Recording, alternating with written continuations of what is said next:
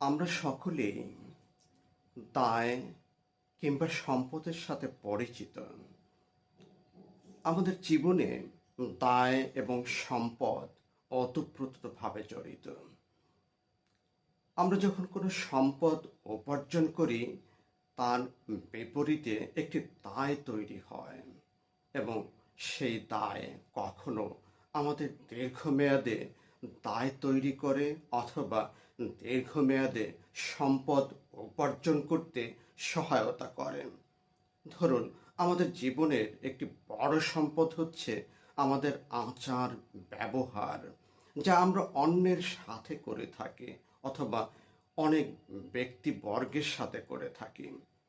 আমাদের এই সম্পদটি যদি আমরা যথাযথভাবে ব্যবহার করতে না পারি, তাহলে দীর্ঘমেয়াদে দায় তৈরি হয় এবং সেই দায়ের